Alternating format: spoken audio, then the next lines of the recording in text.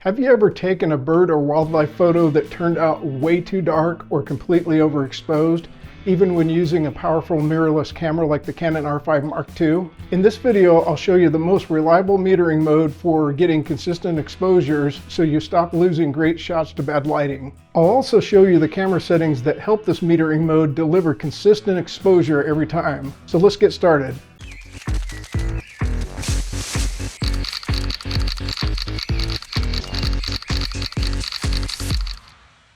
Hey there, welcome back, and if you're new to the channel, my name's Rob and I appreciate you checking out this video. So capturing better outdoor exposures starts with configuring your camera to analyze the scene and prioritize the subject your focus point's on.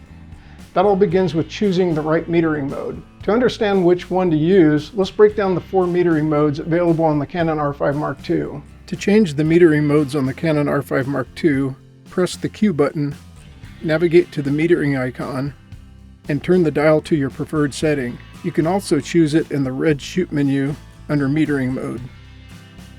First up, let's talk about evaluative metering. With evaluative metering selected, the Canon R5 Mark II uses 6,144 metering zones that analyze light across the image sensor through a detailed grid of RGB infrared points. Each zone measures color and brightness, allowing the camera to calculate the best overall exposure based on your active focus point and the lighting across the scene. Evaluative metering processes an incredible amount of data, which helps it make smarter exposure decisions, handle backlighting or uneven light better, and prioritizes your in-focus subject. It's especially handy for fast action or wildlife shots where lighting can change quickly.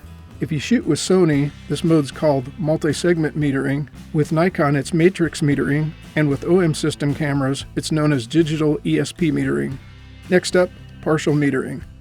Partial metering measures roughly 10% of the center of the frame, prioritizing your subject in the middle and ignoring most of the bright surroundings.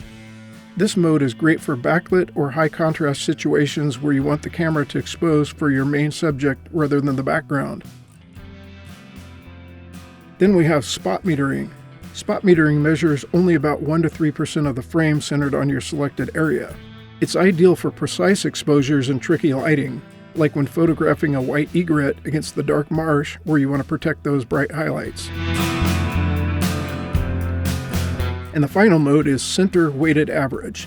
This mode evaluates the entire frame but places extra emphasis, roughly 25%, on the center. It's a more traditional option that works well for stationary, centered subjects where surrounding brightness isn't as important. Let's take a look at each of these metering modes in real time. I'll start with the high contrast scene here with some seagulls where we have their bright white feathers against a dark background. I'll also have the camera in manual mode set to auto ISO. First, we'll set the metering mode to evaluative metering. When the focus point is on our target bird, this metering mode prioritizes the exposure to whatever point the camera focuses on. So if we move the point off the target onto the background, this metering mode keeps the overall scene pretty even without over or underexposing anything as seen when we focus back onto the bird. Then let's change it over to partial metering. As you can see, there's a circle in the center of the screen around the bird. This is the 10% area the camera will prioritize metering. When we move this over, notice how the exposure changes drastically, causing the bird to become overexposed. Then it returns to proper exposure when we put it back on the bright feathers. So if you decide to use this mode, you'll have to put the circle on your desired exposure area.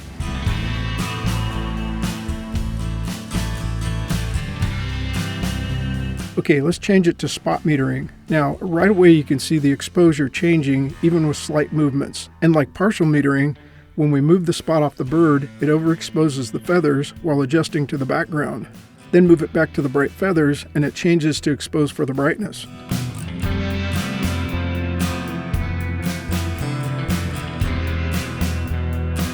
And now let's change it over to center weighted average.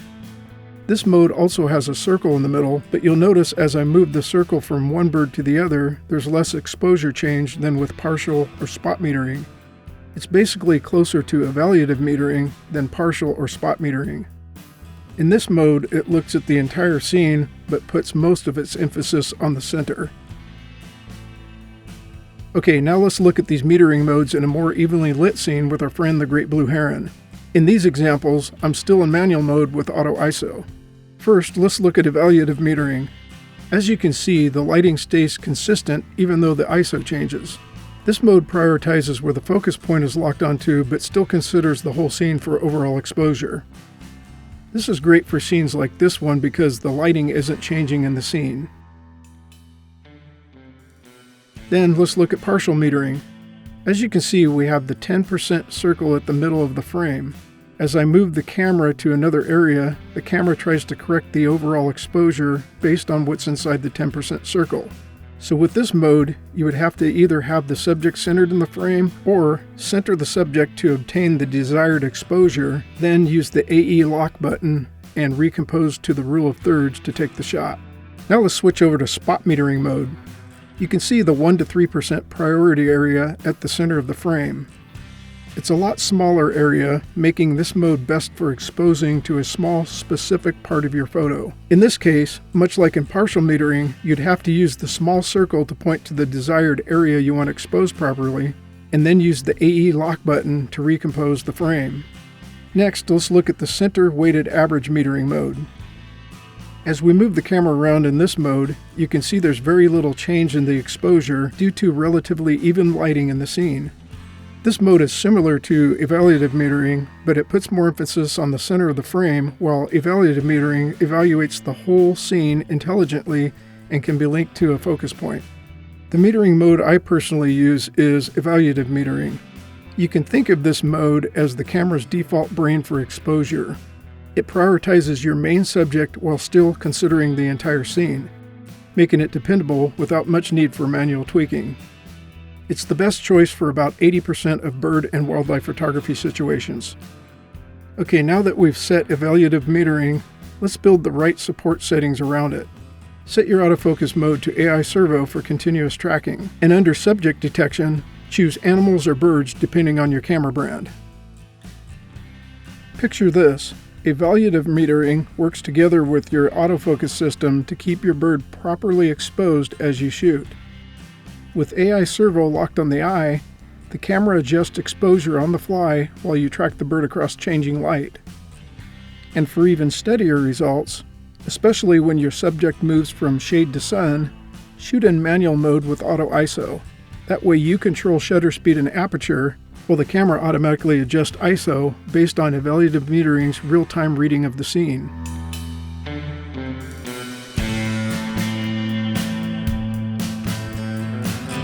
Here's some examples of a lesser scope I shot from different lighting angles using manual with auto ISO. Notice the shutter speed and aperture stay the same in each of these photos while the ISO changes as the lighting changes.